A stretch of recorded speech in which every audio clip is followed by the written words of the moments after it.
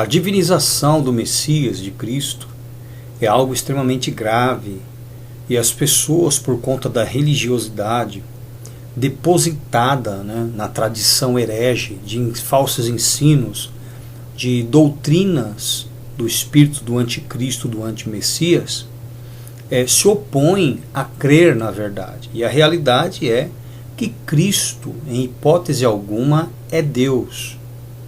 Ele não é Deus, ele é o Filho de Deus. E hoje ele é um homem glorificado que está à destra de Deus, o qual recebeu poder para exercer juízo, poder, autoridade para julgar os homens, pelo fato de ser filho do homem.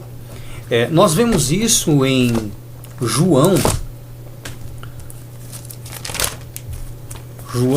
capítulo de número 5, Evangelho de João, capítulo de número 5.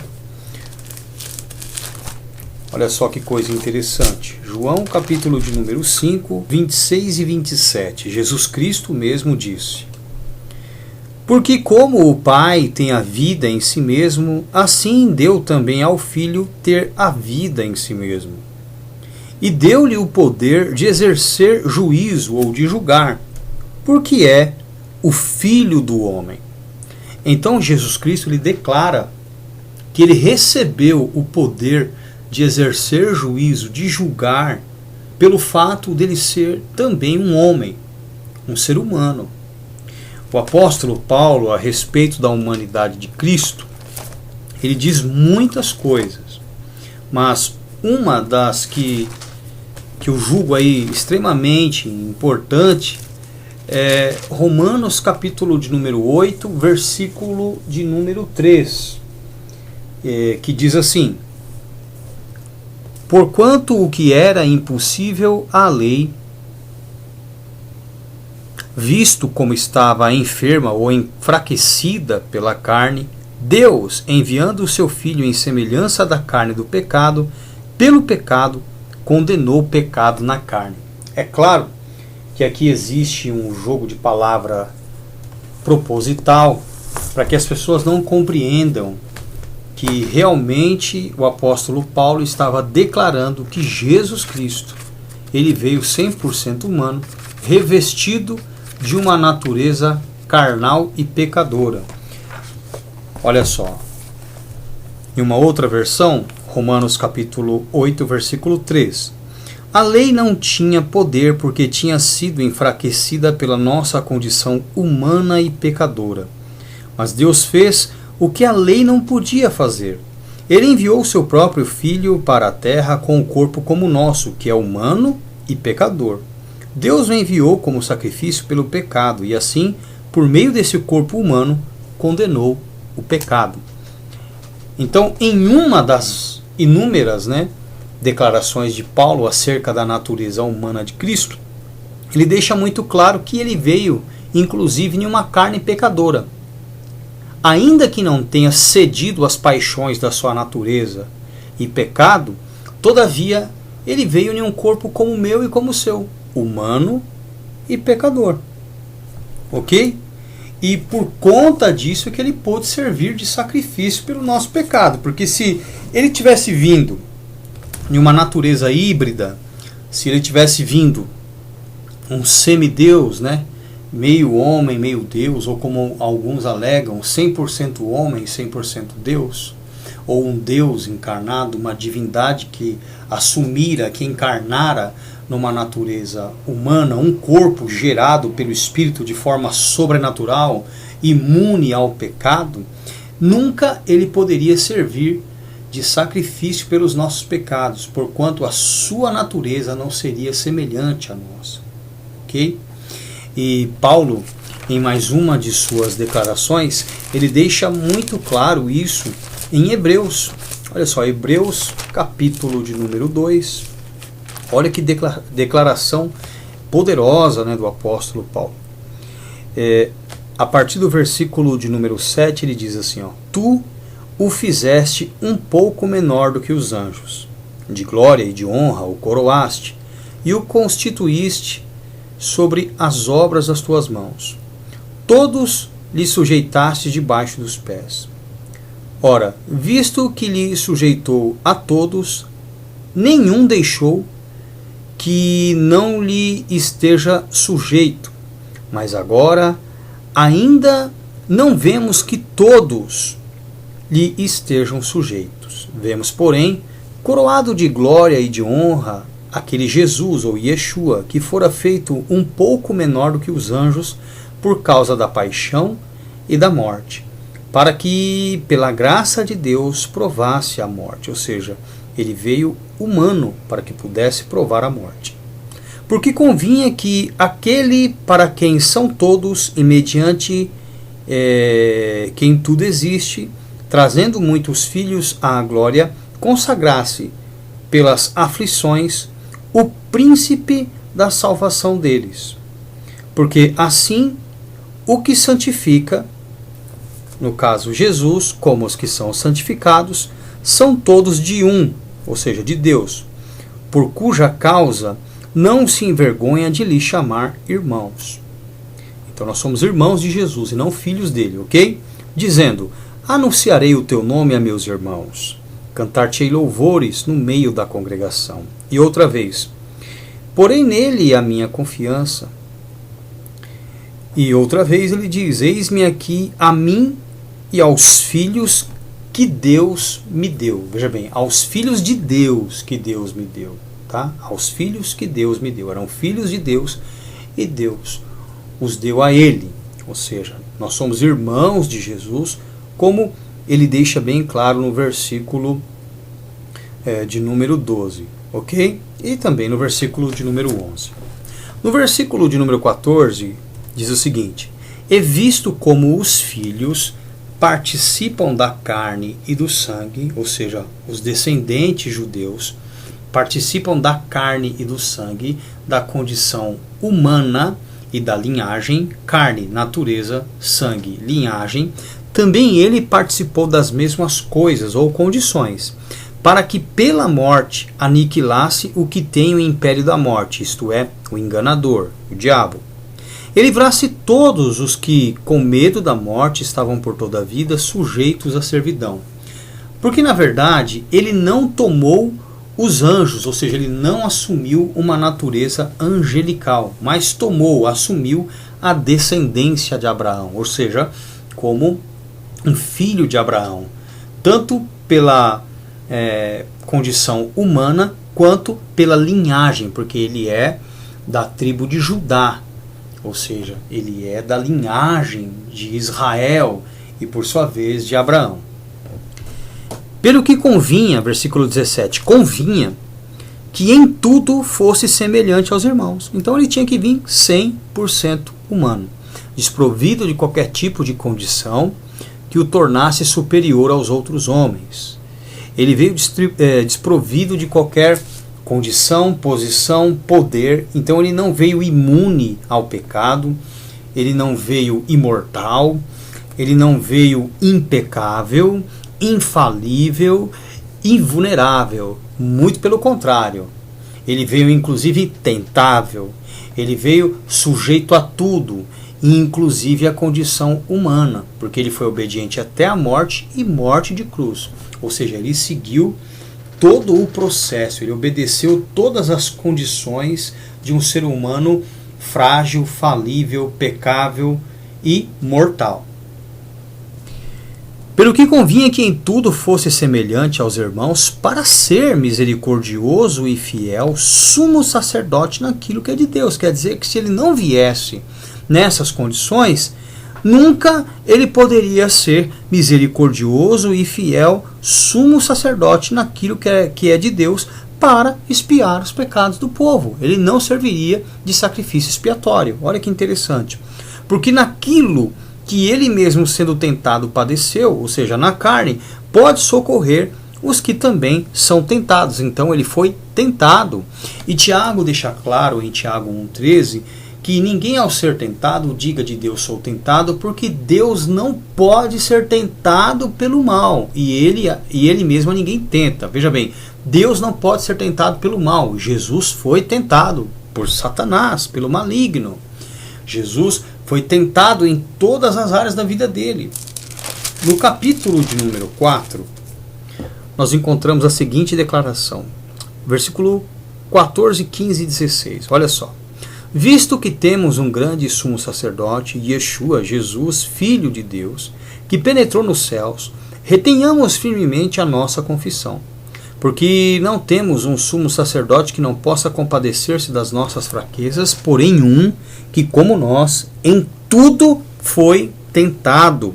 Veja bem, em tudo, como nós, ele foi tentado. Em todas as áreas. Por quê? Ele veio vulnerável, ele veio tentável, ele veio falível, ele veio humano, ele veio numa carne pecadora como a minha e a sua para servir de sacrifício por essa carne humana e pecadora pela qual estamos, ou na qual estamos habitando, ou pela qual somos revestidos. Então ele veio habitando numa carne pecadora, revestido de uma carne pecadora. Todavia, olha o que diz aí, mas sem pecado. Então, ele não pecou. Cheguemos, pois, com confiança ao trono da graça, para que possamos alcançar misericórdia e achar graça, a fim de sermos ajudados em tempo oportuno. Essa ajuda diz respeito a vencer a natureza como ele venceu, a não se sujeitar a ela. No capítulo de número 5, nós vamos achar ainda outras informações muito mais importantes do que as que nós lemos até agora.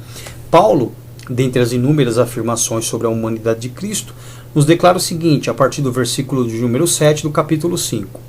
O qual Jesus, nos dias da sua carne, da sua condição humana, oferecendo com grande clamor e lágrimas, orações e súplicas ao que o podia livrar do quê? Da morte, ou seja, o Pai. Foi ouvido por quem? Pelo Pai, quanto ao que temia. Ele temia pecar. 8. Ainda que era filho, aprendeu a obediência ou a obedecer por aquilo que padeceu. Olha que interessante. E sendo ele consumado ou aperfeiçoado, veio a ser causa de eterna salvação para todos os que lhe obedecem. Então todos os que obedecem a Jesus, todos os que seguem os seus ensinos, eles alcançam a mesma condição que ele, a condição de não se sujeitar à natureza pecaminosa na qual estamos habitando. Porque Cristo deixou muito claro em João 6,63 que a carne para nada se aproveita, o Espírito é o que vivifica, e as palavras ditas por ele são Espírito e vida. Logo, Jesus Cristo veio em uma carne que não tinha proveito algum. E, inclusive, em João, capítulo 2, no versículo de número 25, Jesus Cristo declara o seguinte, olha, versículos de número 24 e 25 de João, capítulo 2. Mas o mesmo Jesus não confiava neles, porque a todos conhecia. E não necessitava de que alguém testificasse do homem, porque ele bem sabia o que havia no homem. Ele veio 100% humano. Ele conhecia a condição em qual ele se encontrava e na qual nós estamos até os dias de hoje. Mas se nós o obedecermos, então teremos a sua estrutura para que por meio da sua palavra santificadora possamos sujeitar a natureza e deixar de servi-la, de nos sujeitarmos às suas paixões, ok?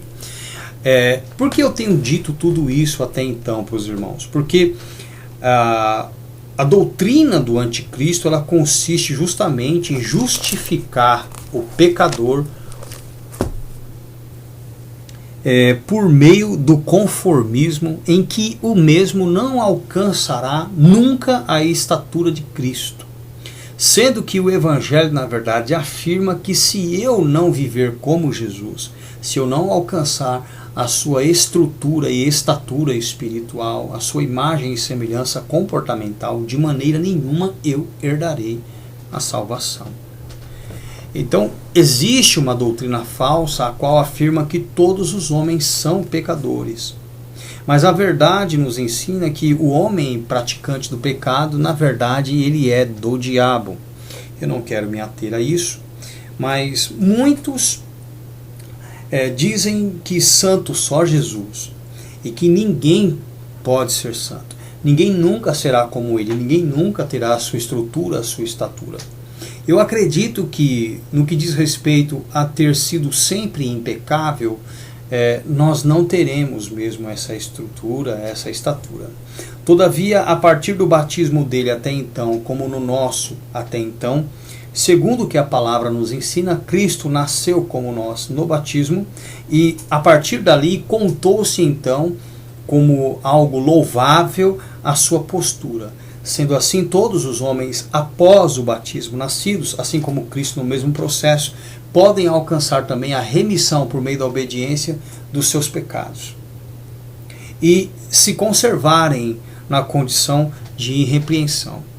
Porque a palavra é muito clara em 1 João capítulo 3, versículo 8, quando diz que quem pratica o pecado é do diabo. Ok? Então nós precisamos nos ater a isso. A doutrina do anticristo, ela afirma que o Messias ele veio sobrenatural. Ela não admite em hipótese alguma que ele veio humano. É a pregação da divinização de Cristo, ou do Cristo divino, do Cristo impecável, do Cristo que habitou numa carne santa, numa carne gerada pelo Espírito Santo, incorruptível, infalível, impecável. Essa doutrina, por mais que pareça bela, que pareça glorificar a Deus e ao seu Filho, a enaltecê-los, na verdade, ela inferioriza, ela menospreza todo o sacrifício de Cristo, toda a obra redentora de Deus. Porque a doutrina da verdade nos ensina que Cristo veio 100% humano, que Jesus Cristo veio em carne, carnal, e não espiritual.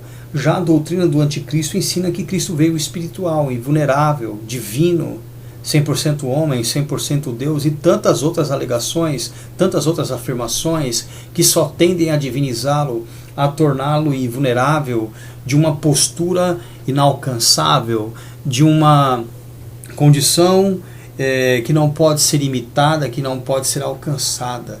Essa é a doutrina do anticristo, e eu vou provar isso para você. Abra comigo a sua Bíblia em 1 João, capítulo de número 4. 1 João, capítulo de número 4. Olha só o que diz. Do versículo 1 ao versículo de número 3. Diz o seguinte: Amados, não creais em todo espírito. Aqui ele diz em espírito de ministração, entendimento que vem por meio da boca dos profetas, dos pregadores. Ok? Amados, não creais em todo o espírito, espírito de ensino, mas provai se os espíritos são de Deus, porque já muitos falsos profetas se têm levantado no mundo. E um falso profeta, ou um profeta, ele profere. E se ele é falso, ele profere a mentira. A mentira nada mais é que a distorção da verdade. Ok? Então preste atenção. Nisto conhecereis o Espírito de Deus. 2 pontos. Nisto você vai conhecer se uma pessoa que prega é um profeta de Deus ou um falso profeta.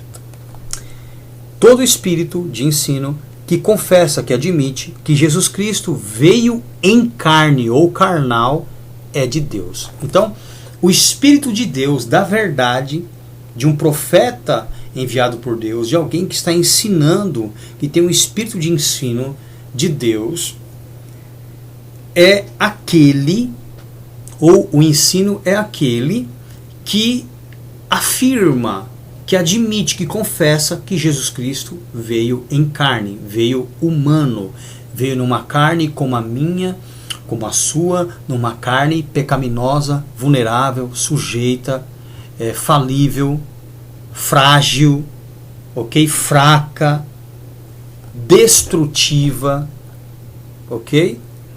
Nisto conhecereis o Espírito de Deus. 2 pontos. Todo espírito que confessa, que admite que Jesus Cristo, que Yeshua, o Messias, veio em carne, é de Deus. E todo espírito de ensino que não confessa, que não admite, que não aceita que Jesus Cristo, que Jesus, o Messias, Yeshua, o Messias, veio em carne, veio carnal, não é de Deus.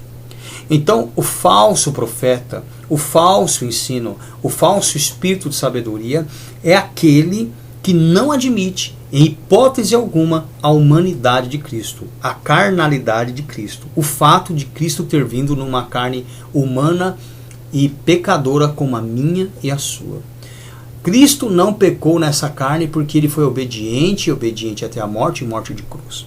Porque ele orava incessantemente, porque ele se sujeitava a Deus todo instante, porque ele pedia, ele suplicava com lágrimas, como nós lemos, com súplicas, né? Chorando, né? Ele clamava a Deus para que o pudesse livrar da morte, ou seja, a morte é o salário do pecado, como dizem Romanos 6, 23. Então Cristo clamava a Deus para que Deus pudesse livrá-lo da tentação, de cair em tentação, de pecar. E todos nós podemos alcançar isso, se assim como ele o fizermos, ok? Então, fica muito claro que o espírito do anticristo é aquele que não admite, de maneira nenhuma, que Jesus Cristo veio em carne.